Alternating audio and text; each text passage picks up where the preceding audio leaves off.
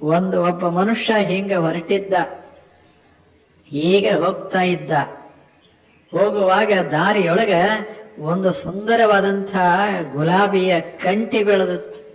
ಬಹಳ ಚಲೋ ಕಂಟಿ ಬೆಳೆದತ್ತು. ಗುಲಾಬಿ ಗಂಟೆ ಏನು ಹೂಗಳಾಗಿದ್ದು, ಎಷ್ಟು ಚಲೋ ಹೂಗಳಾಗಿತ್ತು. ಆದರೆ ಏನು ಮಾಡೋದು, ಕಂಟಿಯ ತುಂಬೆಲ್ಲ ಮುಳ್ಳುಗಳು.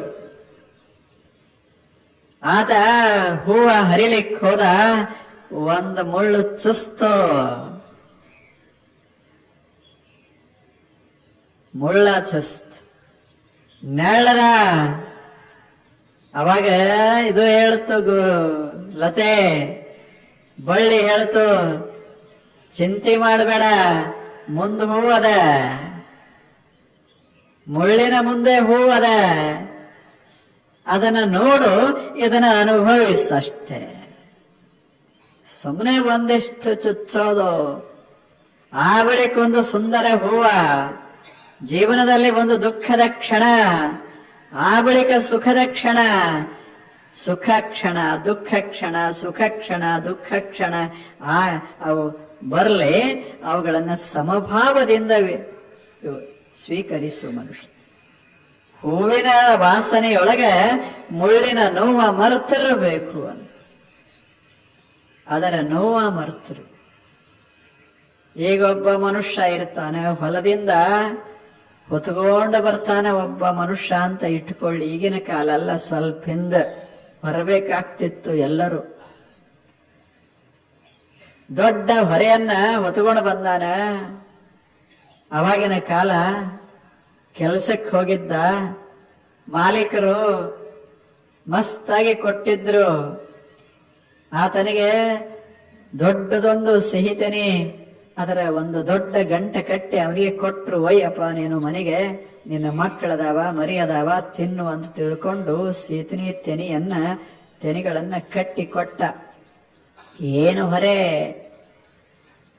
ಬಹಳ ಹೊರೆಯಾಗಿತ್ತು. ನಡೆದ ಬಂದ. ಹೊಲ ಮನೆಗೆ 3 ಕಿಲೋಮೀಟರ್ ನಡೆದು ಬರಬೇಕು. ಬಹಳ ಭಾರ ಆಗಿತ್ತು. ಎಷ್ಟು ಭಾರ ಆಗಿತ್ತು, ಹೆಜ್ಜೆ ಇಡೋದೇ ಕಷ್ಟ ಆಗಿತ್ತು. ಆದ್ರೆ ಮನಸ್ಸಿನಾಗ ಅದ ಇರ್ಲಿಲ್ಲ, ದುಃಖ ಇರ್ಲಿಲ್ಲ. ಮನಸ್ಸಿನಾಗೆಲ್ಲ ಸೀತನಿದ್ದು ಅಷ್ಟ. ಮನೆಗೆ ಹೋಗೋದದ, ಸೇತನೆ ಸುಡೋದದ, ಮಸ್ತಾಗಿ ಮಕ್ಕಳು ಹೆಂಡತಿ ಎಲ್ಲರೂ ಕೂಡಿ ತಿನ್ನೋದದ. ಆ ಕನಸಿನಾಗ ಒತ್ತಿದ್ದ ಮರ್ತದ. ಮನೆಗೆ ಬಂದ, ಒಗದ, ಆರಾಮಾಗಿತ್ತು. ಅದನ್ನ ನೆನೆಸಿಕೊಂಡಾಗ ದುಃಖ ಕಡಿಮೆ ಆಗ್ತದೆ. ಅದು ಬಹಳ ಮಹತ್ವದ್ದು. ಒಬ್ಬ ಮಗಳು ಹಿಂಗ್ ಹೊಂಟಿದ್ಲು. ಆಕೆ ಸಣ್ಣವಳು, 6 ವರ್ಷದ ವಯಸ್ಸು, ಸಣ್ಣವಳು. ಆಕೆ ಕೈಯೊಳಗ ಇನ್ನೊಂದು ಮಗು ಇತ್ತು.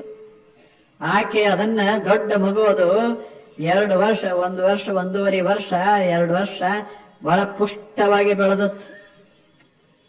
ಆಕೆ ಅದನ್ನು ಹೊತ್ತಿದ್ಲು, ಕೈಯೊಳಗೆ ಹಿಡ್ದದ್ಲು, ಹೊತ್ಕೊಂಡ ನಡೆದದ್ಲು. ಅದು ಜಾರ್ತತ್ತು. ಆಕೆ ಅದನ್ನು ಎತ್ತಿದ್ಲು.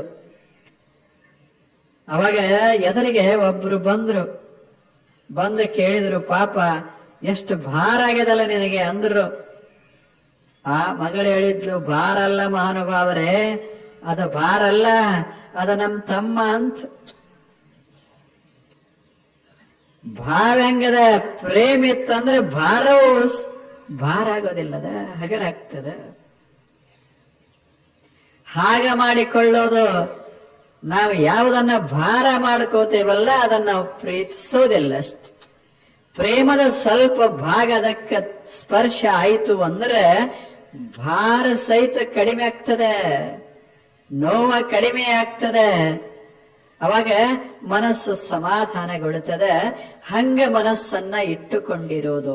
ಸಮ ದುಃಖ ಸುಖ ಮಾಡಬೇಕು, ಎಲ್ಲವನ್ನ ಮಾಡಬೇಕು, ಎಲ್ಲವನ್ನ ಬರಮಾಡಿಕೋಬೇಕು, ಅನುಭವಿಸಬೇಕು. ಅದು ನಮ್ಮ ಜೀವನಕ್ಕೆ ಒಂದಿಷ್ಟು ರೂಪ ಕೊಡ್ತದೆ, ಒಳ್ಳೆಯ ರೂಪ ಕೊಡ್ತದೆ. ಅದಕ್ಕೆ ಹೇಳೋದಿಲ್ಲ, ಕೈ ಕೆಸರಾದ್ರೆ ಏನು ಅಂತಾರಲ್ಲ, ಕೈ ಕೆಸರಾಯ್ತು ಅಂದ್ರೆ ಮಸ್ತ್ ಊಟ ಆಗ್ತದೆ. ಕೈಯಿಂದ ಕೆಲಸ ಮಸ್ತಾಗಿ ಮಾಡಿದ್ರ ಶಿಸ್ತು ಊಟ ಆಗ್ತದೆ. ಕೈ ಕೆಸರಾಗದೆ ಇದ್ದರೆ ಊಟ ರುಚಿ ಆಗೋದಿಲ್ಲ. ಎಷ್ಟು ಚಲೋ ಮಾತನ್ನ ಹೇಳ್ತಾರ ಹಳ್ಳಿಗಳಲ್ಲಿ. ಇದು ಒಂದ ಗುಣ. ಆ ಬಳಿಕ ಕ್ಷಮೆ. ಮನುಷ್ಯ ಕ್ಷಮಾಶೀಲನಾಗಿರಬೇಕು. ಕ್ಷಮಾಶೀಲನಾಗಿರ, ಸ್ವಲ್ಪ ಉದಾಸೀನ ಮಾಡಬೇಕು, ಒಂದಿಷ್ಟು ಕ್ಷಮಾ ಮಾಡಬೇಕು. ತಪ್ಪುಗಳು ಎಲ್ಲಾ ಕಡೆ ಆಗ್ತಾನೆ ಇರ್ತವೆ.